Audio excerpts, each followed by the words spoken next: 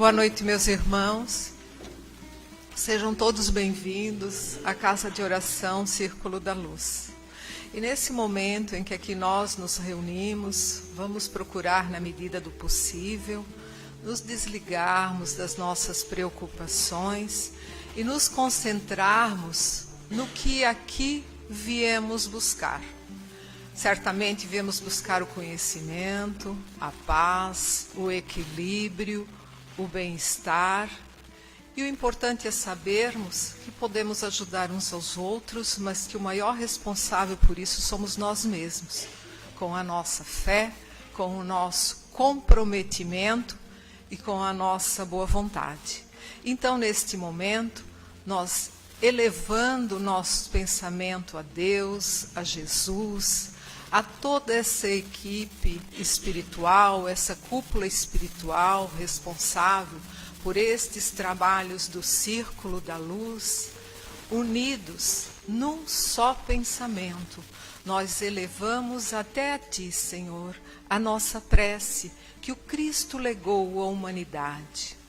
Pai nosso que estais nos céus, santificado seja o vosso nome, venha a nós o vosso reino, seja feita a vossa vontade, assim na terra como no céu. O pão nosso de cada dia nos dai hoje, perdoai as nossas ofensas, assim como nós deveremos perdoar a todos que nos tenham ofendido. E não nos deixes cair em tentações, livra-nos de todos os males, que assim seja. Então, em nome de Deus, de Jesus, nós damos por aberto a primeira parte dos trabalhos de hoje, na palestra que está a cargo do nosso irmão Jefferson, trabalhador do Centro Espírita Seara de Jesus. Vamos todos vibrar positivamente para que ele encontre condições adequadas para transmitir o que preparou para todos nós com muito carinho.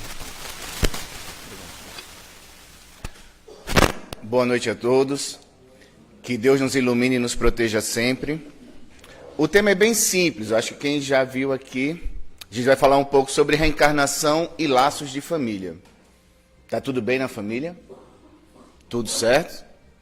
Se tiver tudo certo, algo está errado. Geralmente a gente usa máscaras para dizer que está tudo certo. Então a doutrina espírita, ela utiliza a fé raciocinada. Isso quer dizer, nós precisamos compreender as coisas da nossa vida, senão a gente começa a perder o sentido dela. Emmanuel tem uma frase que eu gosto muito, que ele diz o seguinte, que Deus nos deu a emoção, mas para qualquer decisão da nossa vida a gente precisa usar a razão. Porque você utilizar a emoção constantemente na sua vida é pedir para sofrer. Já que a gente vive num planeta de provas e expiações, onde as dificuldades fazem parte da nossa vida, e as felicidades são momentos raros, não é? Porque a gente tem um dia de felicidade, eles dizem, os espíritos, que a gente pode ter um dia, uma semana de felicidade, mas depois pode ter uma vida total de dor e sofrimento. Então, em determinados momentos da nossa vida, a gente precisa utilizar a razão, a gente precisa compreender o processo da vida. E aí, no capítulo 6 do Evangelho segundo o Espiritismo, o Espírito de Verdade, um dos orientadores do Kardec espiritual, ele tem um textinho, uma frase, diz o seguinte, Espíritas, amai-vos. Eis o primeiro ensinamento. Instruí-vos, eis o segundo. O que ele quer dizer com isso? Que só amar não dá. Só amar não dá. Quantas pessoas se amam nas suas famílias e hoje esse amor se escondeu? Né? Muita gente diz assim, acabou o amor, não tenho mais amor para aquela pessoa, sumiu. Quando você ama de fato, esse amor ele acaba se escondendo, ele não acaba. Porque mesmo que haja uma separação, alguma coisa, o amor e respeito ao ser humano continua. Porque no mínimo a gente tem que aprender que todos nós somos espíritos encarnados e que em determinados momentos nos reunimos em grupos familiares. Não é? E é isso que a gente vai estudar hoje à noite. No capítulo da parentela espiritual e parentela corporal, eles dizem o seguinte, os espíritos que se encarnam numa mesma família, sobretudo como parentes próximos, são os mais frequentemente espíritos simpáticos, ligados por relações anteriores que se traduzem pelas afeições durante a vida terrena. Aqueles que se encarnam juntos já viveram juntos numa outra vida. Essa é a primeira razão, entendimento que a gente tem que ter. A gente já viveu juntos. Então, a gente não está tendo o primeiro contato entre espíritos. Provavelmente a primeira encarnação que a gente tem consciência, porque as outras a gente acaba esquecendo, mas os espíritos dizem, aqueles que encarnam juntos já viveram juntos. E quando a gente tem afeto, carinho por aquela pessoa, já mostra como era a nossa vida no passado. Mas eles também dizem, mas pode acontecer que esses espíritos sejam completamente estranhos uns para os outros, separados por antipatias igualmente anteriores, que se traduzem também por seu antagonismo na Terra, a fim de lhe servir de prova. Então, ele vai deixando bem claro para a gente que dentro da nossa família, pode ter pessoas que a gente ame, e pode ter pessoas que a gente começa a amar de uma hora para outra e diz, meu Deus, porque essa pessoa é meu parente? Não faz sentido eu estar nessa família, não faz sentido porque é tanto conflito que nasci na família errada. Então os Espíritos deixam para a gente perceber o seguinte, que se você tem conflito dentro de casa, esse conflito não começou nessa vida. Ponto. Porque a gente começa a remontar, meu Deus, quando foi que eu comecei o meu conflito com meu pai, com meu irmão, com meu tio, com meu marido, com meu filho? Quando foi? Porque às vezes a gente vai buscar, na nossa vida a gente não entende. Muita gente diz assim, eu não sei porque eu não sinto isso pelo meu filho. Eu não tenho amor pelo meu filho. Porque quando uma mãe tem mais de um filho, vocês podem ter certeza que ela não ama igual. Ela pode se esforçar para amar igual, mas não consegue. Na visão materialista, a mãe e 2 filhos. Na visão espiritual, 2 espíritos e uma mãe, que é um outro espírito. Mas as relações espirituais entre esses espíritos são diferentes no passado. Não é? Então tem uma mãe... Opa, se faltar bateria eu tenho que levantar aqui, mas está tudo carregado. Então as relações desses espíritos é completamente diferente. E as pessoas dizem, Jefferson, mas como é que a gente pode saber de fato se esse filho com essa mãe tem laços de amor no passado? Geralmente quando os pais adoecem. Geralmente quando os pais adoecem. É aquele que vai cuidar. Não é? Tem uma música do Sérgio Reis, não sei se vocês lembram, do filho adotivo, que os 3 não quiseram cuidar, mas o único que cuidou dele era o adotivo. Então a relação que a gente às vezes acha de conflitos e não entende, muita gente, eu não entendo porque minha família é assim, comece a perceber o passado. Tem tudo a ver nesse processo. Então, de onde se segue que 2 seres nascidos de pais diferentes podem ser mais irmãos pelos espíritos do que fossem pelo sangue. Então, muita gente diz assim, por que você não é meu pai? Por que você não é minha mãe? Por que você não é meu irmão? Eu gosto tanto de você e meu irmão nem tenho acesso a ele, nem quero saber da vida dele. Porque há uma necessidade que pelo sangue a gente se reencontre, mas o sentimento não bate. Então ele vai explicando para a gente que existem 2 tipos de família. Família pelos laços espirituais e família pelos laços corporais. E os laços corporais não determinam sentimento. Mas dentro do meu sangue pode ser quem eu ame, ter quem eu ame, e pode ser também alguém que eu até despreze e não queira ter essa pessoa na minha vida. Não é? Tantas vezes a gente vê irmãos se matando, tudo. Aí eles dizem, podem, pois, aí se atrair, procurar-se, tornarem-se amigos, enquanto 2 irmãos consanguíneos podem repelir-se, como vemos todos os dias. Problema moral que só o Espiritismo pode resolver pela reencarnação. Então, aquilo que assusta as pessoas dos grandes conflitos dentro do lar, e não entender, mas, meu Deus, são pai e irmão. Está tudo certo, pessoal. Eles reencarnaram ali porque eles precisavam reencarnar. Só que a gente não entende qual é a finalidade da reencarnação. Então, toda vez que você estiver brigando com alguém, seja do sangue ou não, o objetivo é a paz. Só que a gente acaba se contaminando com as pessoas com que a gente convive. E como a gente convive constantemente com os nossos parentes, aí é que a gente adoece mais ainda. Problema moral que só o Espiritismo vem resolver pela reencarnação. Aí ele define que os verdadeiros laços de família não são, portanto, os da consanguinidade, mas os da simpatia e de comunhão de pensamentos que unem os espíritos antes, durante e após a encarnação. Esse pedaço aqui a gente tem que ter muito cuidado e refletir bastante, porque ele vai clarear a nossa mente para muitas coisas na visão espírita. Os verdadeiros laços de família não são, portanto, os de sangue. Então, pode ficar tranquilo, se você não se der bem com seu pai, com seu filho, com seu irmão, está tudo certo, porque os sentimentos é o que determinam. E esse sentimento não tem, a gente precisa buscar um equilíbrio e a paz.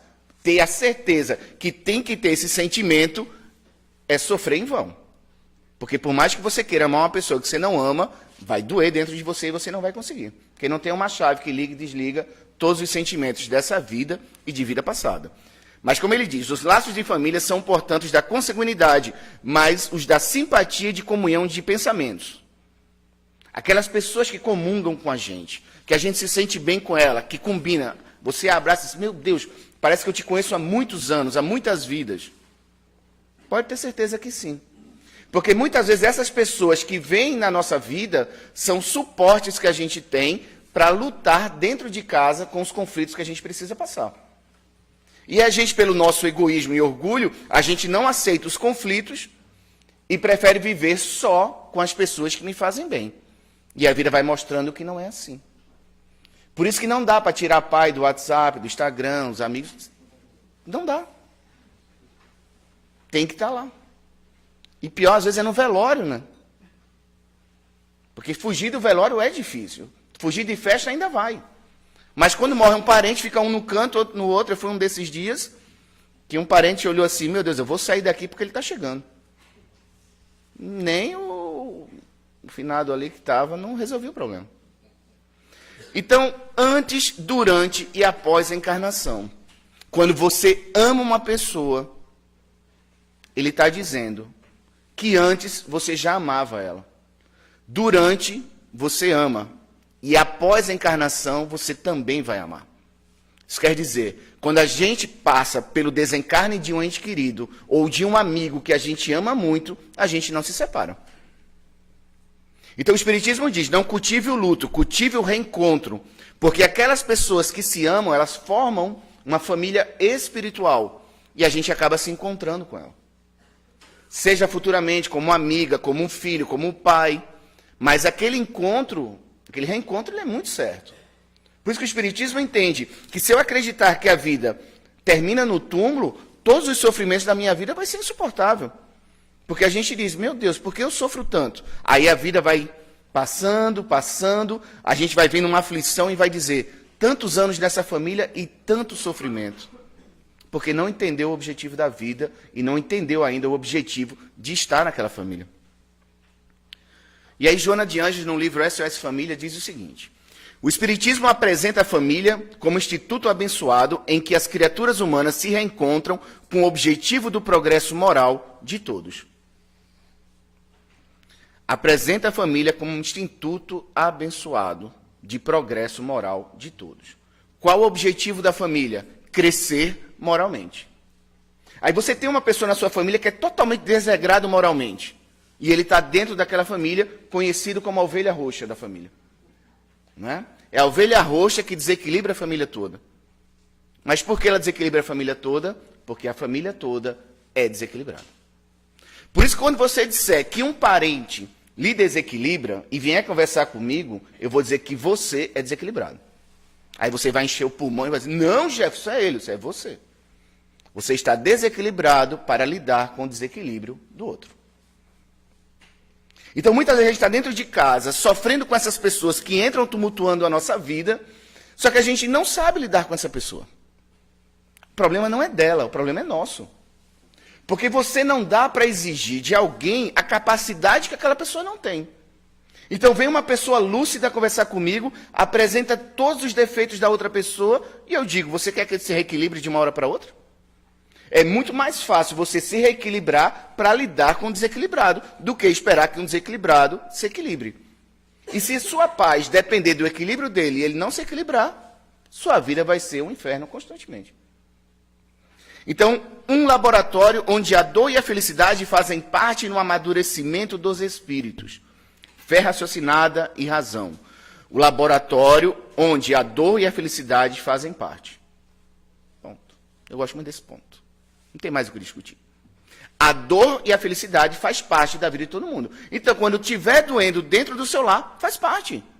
Está tudo certo, não tem nada errado com a sua dor. O problema é o que você está fazendo para superar este problema, mas ele é seu.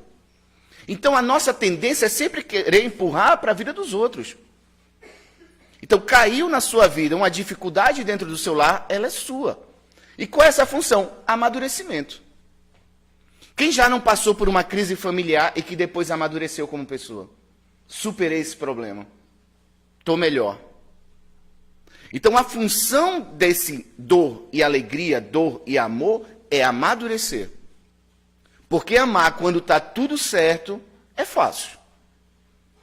Mas quando começam as complicações, o que é que a gente quer fazer? Abandonar. Mas todos nós temos o direito de sair de onde a gente quer. Mas é importante saber se eu estou preparado para sair. Ou se eu só estou sofrendo a situação daquele dia. E aí ela diz, as funções pai, mãe, irmão, sogra, sogro, filhos adotivos, entre outras, são apenas funções figurativas desta encarnação e são alteradas constantemente. Então não existe pai, não existe irmão, não existe filho, não existe sogra, avô, são espíritos, irmãos, todos filhos de Deus. Mas ela diz que para viver na Terra é como se a gente entrasse num teatro. E a gente se veste de personagens. Porque evoluir sozinho não dá. Santo Agostinho diz que a inclemência da natureza, quer dizer, as doenças físicas, os maremotos, os terremotos, tudo isso que prejudica a nossa vida, vindo da natureza, e o contato com a perversidade humana, esse duplo ar do trabalho, serve para o amadurecimento dos espíritos. Então, quando você começa a usar a razão, você sai do problema. Porque normalmente a gente se envolve, né? E quando a gente se envolve, é difícil a gente sair dali. Então, o objetivo da doutrina é te dar um preparo para se afastar do problema e analisar. Ele está dizendo, você precisa dessa pessoa na sua vida para você amadurecer. Sem ela, você não muda. Não sei se ficou claro. A gente precisa de, muitas vezes, essas pessoas que entram na nossa vida para nos perturbar. E aí Kardec fala o seguinte, né? Uma pergunta do Livro dos Espíritos. Por que Deus permite que essas pessoas entrem na minha vida e me prejudiquem, seja no sangue ou fora do sangue? Os espíritos respondem para ele, esses espíritos são filhos de Deus. Instrumentos necessários para testar a sua perseverança no bem. Então, quando a gente sofre ataques, seja dentro de família ou seja na sociedade, e se a gente começar a usar o processo do entendimento espírita, é para olhar para dentro e não para fora. Então, nós temos a tendência do orgulho e do egoísmo, que faz parte da nossa imperfeição moral ainda, de espíritos encarnados na Terra. A tendência é sempre acusar o externo.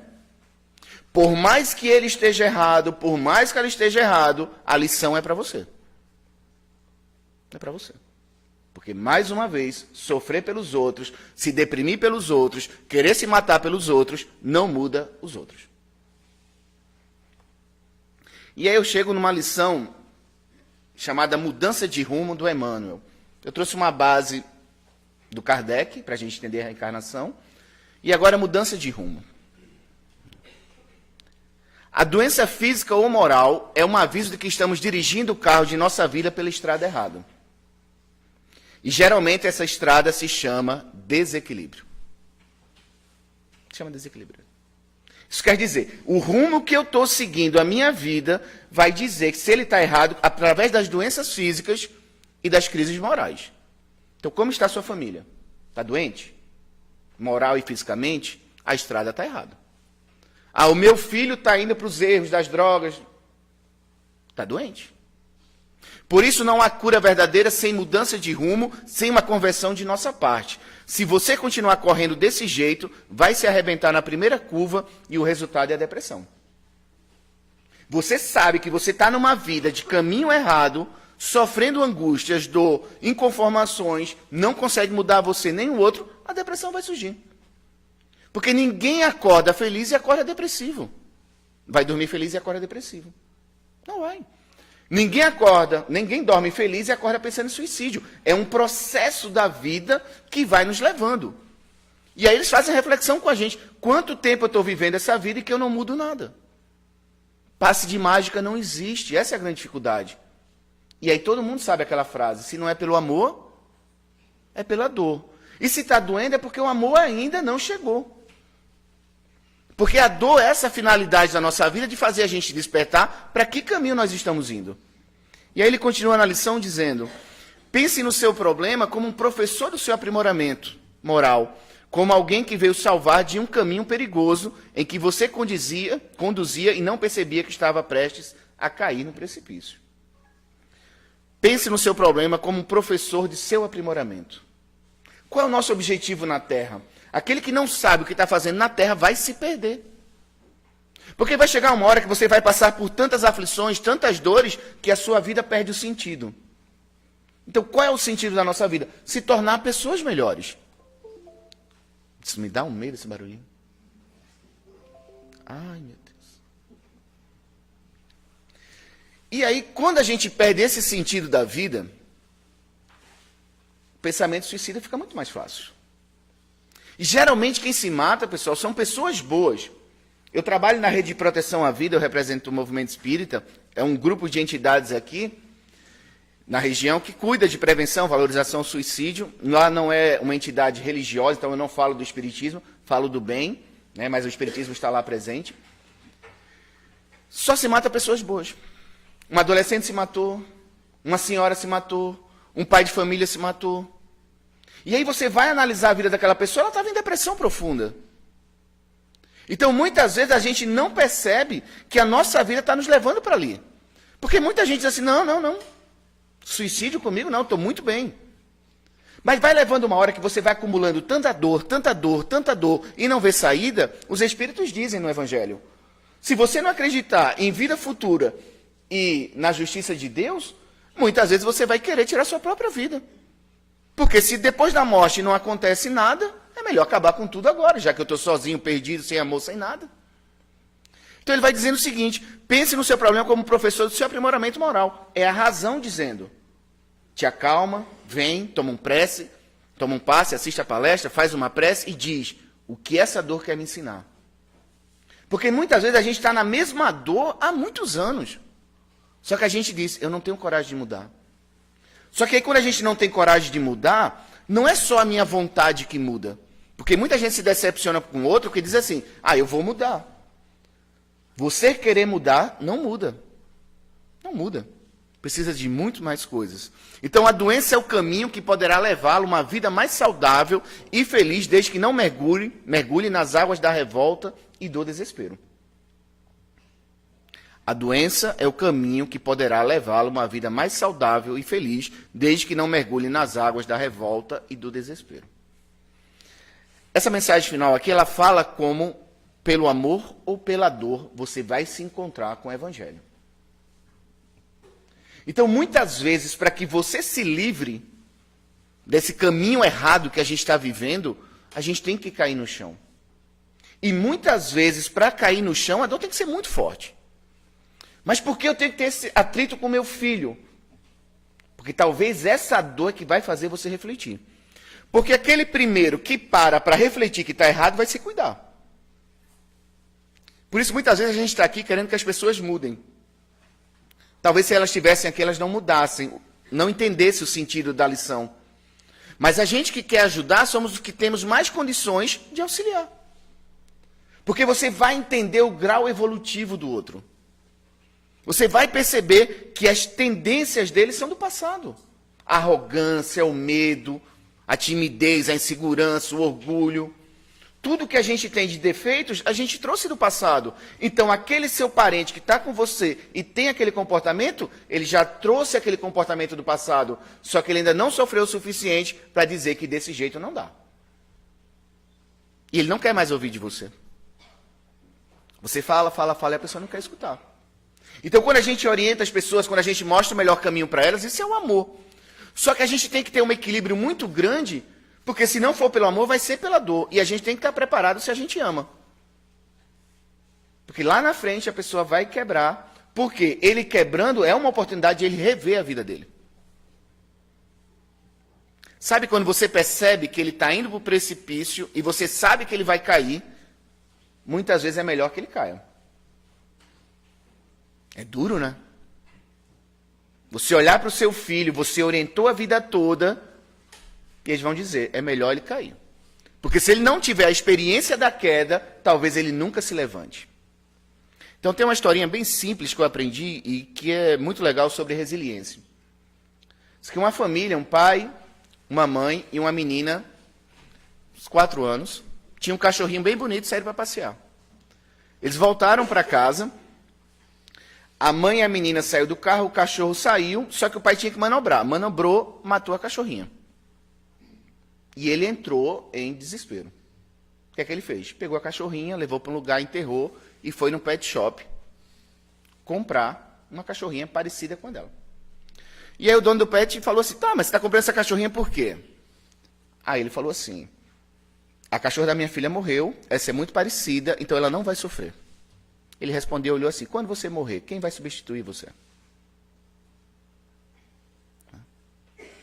Então a gente não percebe que a gente está tirando das pessoas a oportunidade da queda delas. Porque muitas vezes a queda dela é o que ela vai precisar. Só que a gente vai ter que ter uma força muito grande para estar ao lado. Por isso que muitos dependentes químicos abandonam a família abandona. E ele vai se recuperar com voluntários. Porque a família abandonou. Mas quando você convive dentro da família só com ódio e raiva, dores, decepções, angústia, mágoa, e você não sabe lidar com isso, a tendência é expulsar mesmo. Porque ninguém suporta, você vai dizer, você é mentiroso. Quantas vezes você falou para mim que vai mudar? Ele pode até querer mudar, mas ele não tem força moral para mudar. Não tem força moral para mudar. Porque ele não está procurando nada para o bem dele, ele continua caminhando nos mesmos lugares, tem as mesmas influências espirituais. Então não dá para esperar um milagre. Aí ela diz, a doença é o caminho que poderá levá-la a uma vida mais saudável, feliz, desde que não mergulhe nas águas da revolta e do desespero. Muitas vezes você vai parar de se desesperar e de se revoltar quando você entra dentro de uma casa espírita. Quando você entra dentro de uma igreja evangélica, de uma igreja católica, aonde você recebe um acolhimento e você começa a refletir a sua vida para o bem. A diferença da doutrina espírita para outras religiões é que ela amplia o nosso entendimento. Nós estamos aqui de passagem. Todos nós um dia vamos morrer. Então a vida tem um passado, tem um presente, vai ter um futuro com o objetivo de crescimentos morais, onde as dores são instrumentos necessários para a nossa mudança. Por isso, se revoltar com as nossas dores é perder tempo. Mas eu preciso compreender de fato que essa dor é uma professora na minha vida. Emmanuel diz, reflita sobre os seus atos e pensamentos, sem nenhum propósito de se culpar pelo que tem feito. Reflita sobre seus atos e pensamentos, sem nenhum propósito de se culpar pelo que tem feito. Não é pensar nos outros, é em nós. Porque quando uma mulher chega para mim e diz assim, estou com um problema no meu relacionamento, é dela e do parceiro. Não tem inocente na história. Não é? Porque às vezes a gente vai conversar com as pessoas chegam para a gente, e aí eu vou usando a razão, né? Porque se você usa a emoção, você já sofre do lado da pessoa, porque ela vai contar todas as dores da vida, e você concorda com ela, é capaz de sair lá e bater na mulher ou bater no cara, porque concorda com ela. Então ela está dizendo para a gente as dores da visão dela. Mas mesmo a gente estando certo em muitas situações, nós temos pensamentos errados e comportamentos errados que complicamos a nossa situação. Então eu também sou responsável por essa crise que a gente está passando. Então você chegar na doutrina espírita como vítima vai se decepcionar. Porque Emmanuel diz, é compreensível o seu sofrimento, mas pare para se analisar. Por isso que ele diz, reflita sobre seus atos e pensamentos sem nenhum propósito de se culpar pelo que tem feito. Não se culpe. Porque é o seu grau evolutivo. Quando a gente começa a perceber os nossos erros, não dá para sofrer por eles mais. Porque é o nosso grau evolutivo. Cada um pare e pense, não da semana passada nem de ontem, mas pense lá atrás dos seus erros, né? Que vai doer menos. Pensar de ontem é complicado, né? Já está pronto para... Mas de semana passada, do mês passado, lembre. Não se culpe. O objetivo é torná-lo consciente das escolhas que tem feito, estimulando-o a tomar uma nova estrada que o levará ao destino de sua saúde e da sua felicidade. Quando eu vou refletindo sobre a minha vida, sobre o meu comportamento, eu vou abrindo possibilidades de uma nova estrada. Por isso que a doutrina espírita é uma escola que ensina o homem a pensar. Então, mais uma vez, não adianta vir só em palestra e escutar, porque muitas vezes a gente escuta e esquece, ou vai lembrar uma frase que o palestrante falou, vai lembrar um trecho que ele falou, mas o que é que ele falou na palestra? Graças a Deus a gente está gravando o que pode repetir, né? Então, o que acontece? Eu preciso me dedicar a esse conhecimento. Eu preciso me dedicar a esse conhecimento. Uma pergunta que eu faço, eu vou fazer para vocês. Está conflito em casa? Como é que está Jesus no lar? Quem fala de Jesus no lar? Porque quanto mais eu rezo, mais desgraça aparece. Isso quer dizer, só rezar não dá. Como só amar não dá, só rezar não dá. Porque é tanta dor, tanto sofrimento, sem compreensão, que eu me desconecto de Deus. Mas você quer que o outro se conecte com Deus, mas é você que precisa. É extremamente individual esse processo. A Emmanuel continua. Muitas vezes os nossos problemas decorrem do excesso de lixo emocional que temos guardado ao longo da vida. Eu brigo direto com minha esposa. Direto, que eu digo assim, mas vai lembrar disso de novo? Vou. Meu Deus, esquece, criatura, já passou. Você também não esquece, Jefferson? Não é? A gente traz o lixo, porque a gente não consegue desapegar do que a gente passou, o orgulho é tão grande que a gente tem, que a gente não consegue esquecer o que a gente passou, a gente coloca as máscaras, quando a gente tem um outro problema, a gente começa a lembrar tudo do passado. E a gente arrasta esses problemas para acusar ou para se sentir como vítima. Então ele diz, precisamos fazer uma grande faxina em nossa mente e jogar fora todos os detritos acumulados em forma de mágoas e culpas. Precisamos fazer uma grande faxina. E eu só mudo a faxina se realmente eu mudar de rumo. Dizer, não quero brigar mais. Eu quero a paz, mesmo que o outro não queira. É preciso desapegar dos acontecimentos passados. Já falei aqui, repito várias vezes, tem uma mensagem do Emmanuel que para mim é um mantra, e cabe aqui de novo. Se você quer resolver todos os seus problemas íntimos da alma, comece o seu curso de autolibertação, aprendendo a conviver com tudo, sem ter nada, inclusive seu corpo físico. Aprendendo a conviver com todos, sem ter ninguém, inclusive as pessoas que você mais ama, porque você veio sozinho para esse mundo e sozinho você vai sair. Esse é um pensamento espírita. Eu vou morrer. Meu parente vai morrer. Brigar para quê? Só briga por imperfeição moral, mas principalmente por não querer melhorar. Por não querer melhorar. Então, as maiores dores, muitas vezes, nos velórios, não é só a saudade. Não é só a saudade. Eu podia ter sido diferente. Para que brigar tanto? Para que tanto conflito, tanta aflição? Agora eu não posso ver. Que decepção, né, se a pessoa não é espírita? Que a gente já estudou aqui. A gente se reencontra de novo. Então, quando a gente aprende que a gente está no caminho errado, a gente tem que usar o auto-perdão. Errei, meu Deus, me desculpa. Mas eu quero me reencontrar. Não, mas essa pessoa não está mais aqui comigo. Vá fazer para outras pessoas. Mas sem a gente perceber, a gente tem um impacto da decepção de não ter cuidado de uma pessoa que desencarnou e continua fazendo os mesmos erros com outras pessoas. Não aprendeu a lição. Por quê? A tendência da pessoa, por exemplo, é reclamar. É um vício do espírito dela. O que vai acontecer com ela? Ela vai ser constantemente atentada para perder a paciência, para reclamar. Faz parte disso. Se é ciumento, vai acontecer a mesma coisa. 1000 cenas para ela ter ciúme. Para que ela aprenda a se vencer. Então, a gente, Bezerra de Menezes diz o seguinte, que o espírito é consciente dos seus erros. Quais são as suas imperfeições? Elas vão ser atentadas. Aí é onde você vai sofrer. Se você é insegura, 1000 citações para ser insegura, para você aprender a ter segurança.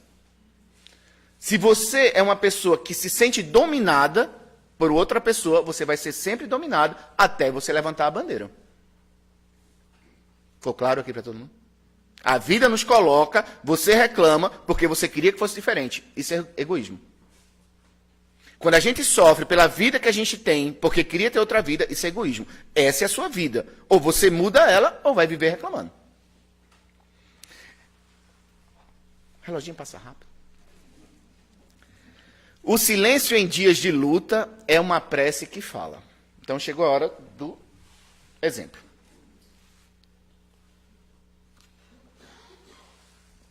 segura, né? Quem viu o filme de André Luiz lá, Nosso Lar, os orientadores que estavam cuidando dele mandou ele colocar água na boca e segurar. Quem é que já se arrependeu quando disse, meu Deus, era só ficar de boca calada, não tinha tido confusão? Porque a gente gosta de confusão. Meu Deus do céu, minha esposa.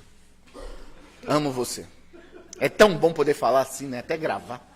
Mas eu sou erradinho também.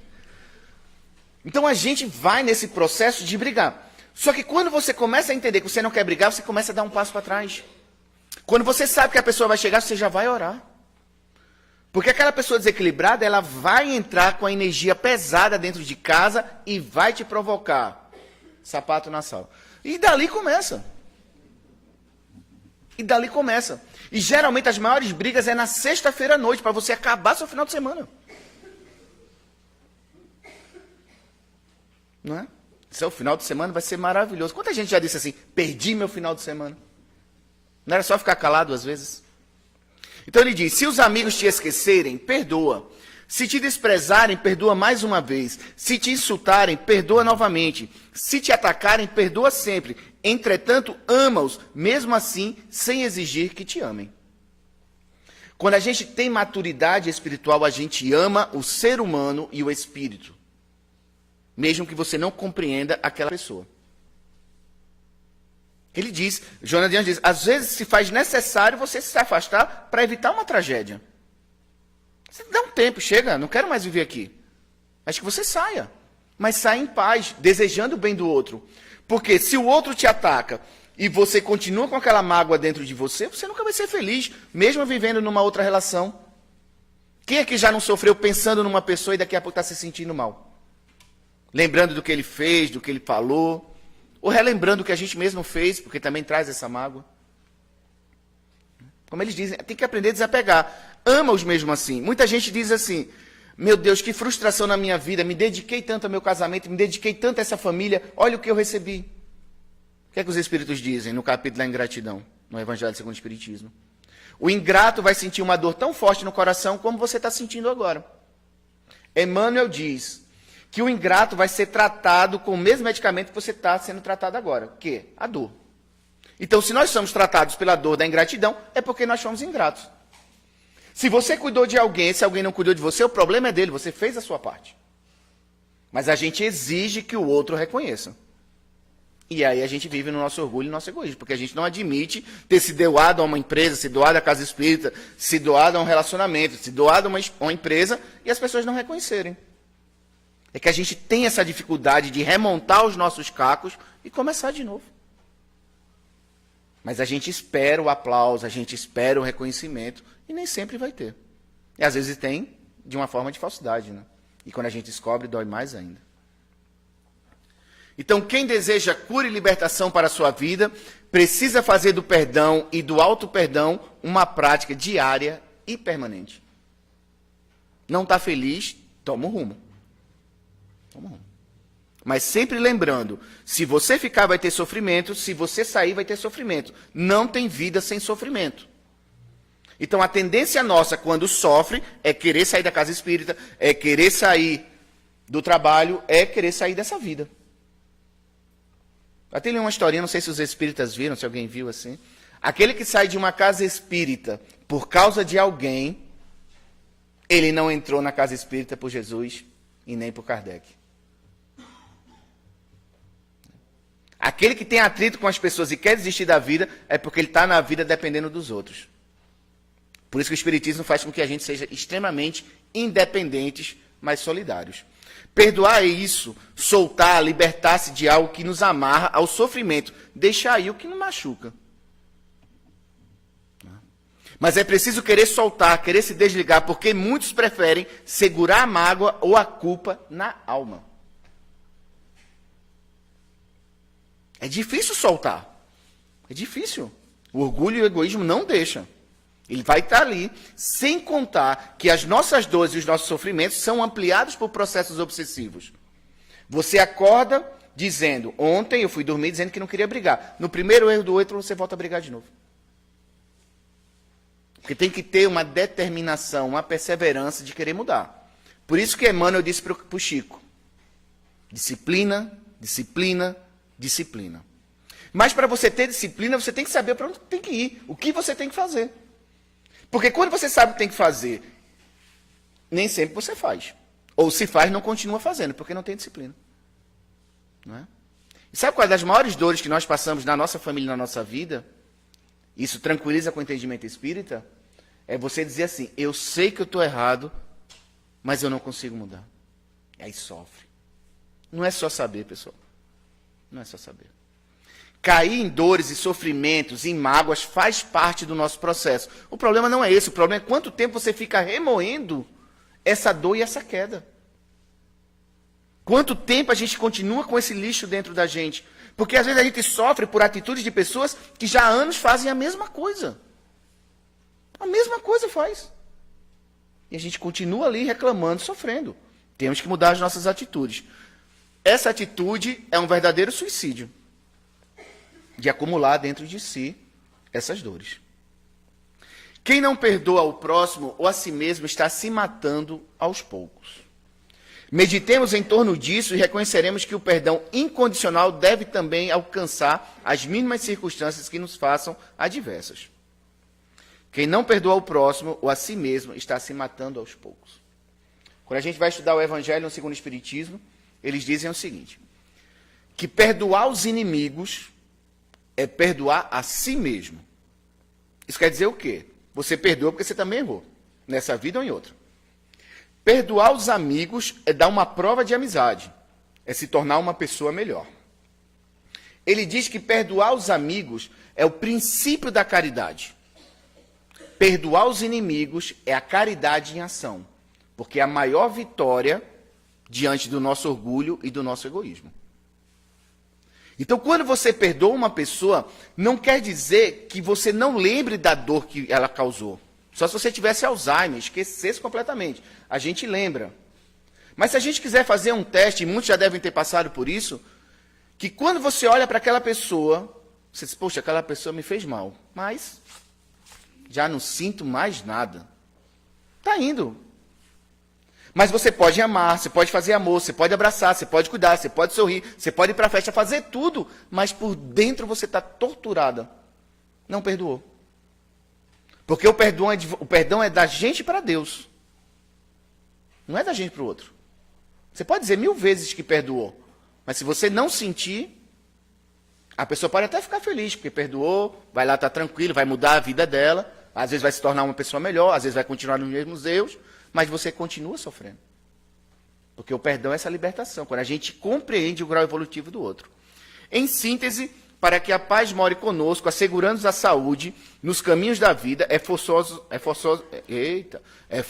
não apenas trabalhar e servir, sempre mais compreender e amar. Compreender e amar. Então, para encerrar, contar uma historinha muito boa, mais uma vez de vaca. Eu gosto de história de vaca. O mestre e um aprendiz começaram a andar por terras. Chegaram numa fazenda extremamente arrasada. Falta de comida, falta de tudo. Aí perguntou, de quem é essa fazenda? É do seu Zé. Tá, o seu Zé está aí? Tá. Ô, seu Zé, como é que é a vida aqui? Meu filho, minha vida é terrível, é briga, é aflição, é sofrimento.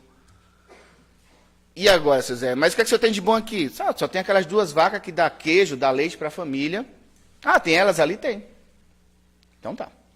Beleza, vamos embora. Aí saíram, o mestre chegou para o aprendiz e disse, mata as 2 vacas. Que é isso, seu Zé? Eles não têm nada. É uma família totalmente destruída, não tem nada. Mata a vaca. Matou a vaca e foram embora. Esqueceram daquela família. Passaram-se vários anos, o aprendiz virou mestre, pegou o aprendiz e disse, a primeira coisa que eu quero ir é saber aquela lição do mestre. Quando chegou lá, uma fazenda linda e maravilhosa. E aí ele pegou e falou assim, de quem é essa fazenda? Seu José. Seu José, faz tempo que ele comprou? Não, sempre foi dele. Chegou lá, ele estava lá com charuto, chapéuzão. Ô, seu José, como é que está a vida? Ah, maravilhosa, maravilhosa, minha família unida, está tudo bem. O senhor lembra de mim, seu José? Ele olhou assim... Então, eu lembro, foi você que matou minha vaca? Não, foi você que matou minhas vacas. Te odiei por muito tempo. Mas hoje eu agradeço. Por quê? Depois que a vaca morreu e a gente não tinha mais nada, a gente começou a se unir. Porque ficar aqui a gente só vai morrer. Eu mandei um para lá, mandei um para cá, mandei um para lá. A gente começou a mexer na família, começou a cuidar da família e a gente começou a crescer junto. Muitas vezes a gente precisa matar a vaca da nossa família. Difícil é encontrar a vaca. Porque, saber qual é a vaca. Entende? Que a gente mantém aquela vida ali, a vida ainda ali, e diz, pô, vamos acabar com isso aqui, pelo amor de Deus. Então, muitas vezes, isso vai começar com uma pessoa dentro de casa e, aos poucos, ela vai iluminar o lar. Por isso que a gente diz, mude você antes que sua família mude. Leve a doutrina espírita, leve o evangelho no lar, leve a prece, dê o passe dentro de casa. Às vezes aquela pessoa está aflita dentro de casa, vai lá, coloca a mão na cabeça dela, faz um Pai Nosso para ela, pedindo a Deus que ilumine o lar. Muitas vezes você vai perceber que você chega dentro do seu lar, está uma energia pesada e você fica angustiado ali dentro. Não é? Porque pessoas que sofrem transmitem energias pesadas. Tem gente que não quer nem ir para casa, às vezes. Não é? Tão pesado que é um ambiente. E a gente pergunta, você ama? Amo, mas não quero mais estar ali. Porque a gente tem que fazer uma limpeza espiritual. Limpeza espiritual não é pegar essas coisinhas, né? Tomar banho de sal. Pode até ajudar, porque vai limpar um pouco. Mas não adianta muito. A gente só melhora quando a gente muda moralmente. E esse é o objetivo da doutrina espírita. Fazer com que a gente compreenda a vida para poder amar melhor, entendendo as dores da nossa vida e a bondade de Deus. Que a paz esteja com todos.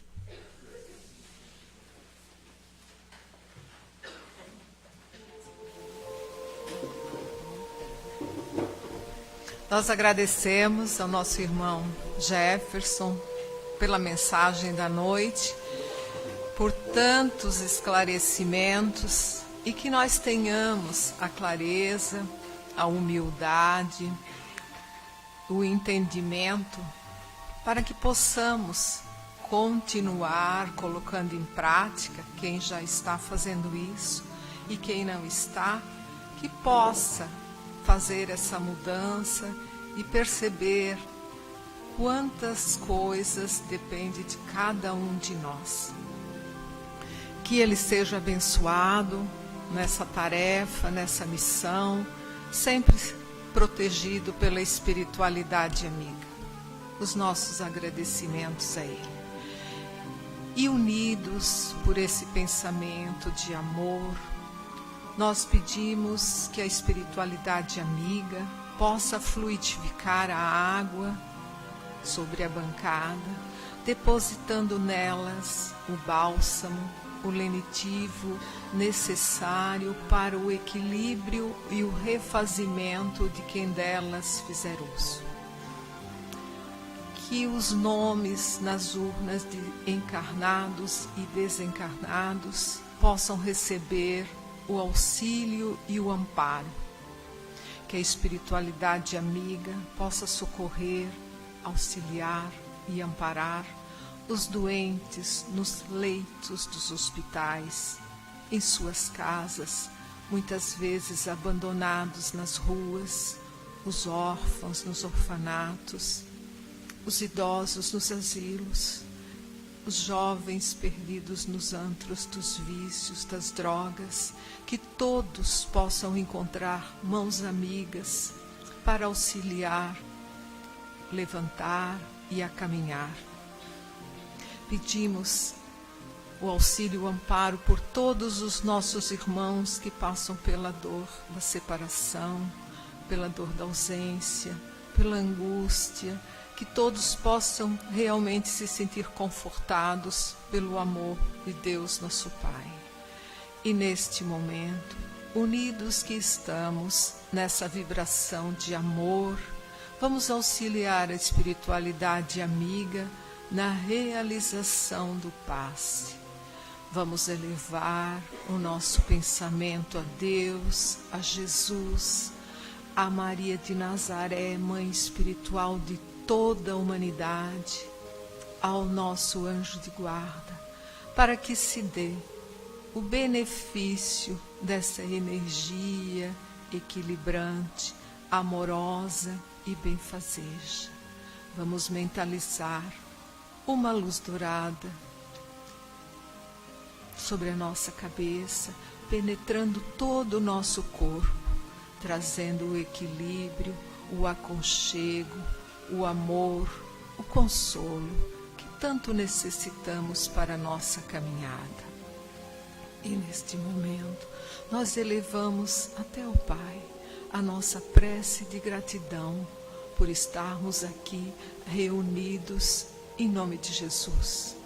Pai nosso que estais nos céus, santificado seja o vosso nome, venha a nós o vosso reino, seja feita a vossa vontade, assim na terra como no céu. O pão nosso de cada dia nos dai hoje, perdoai as nossas ofensas, assim como nós deveremos perdoar a todos que nos tenham ofendido. E não nos deixes cair em tentações, livra-nos de todos os males.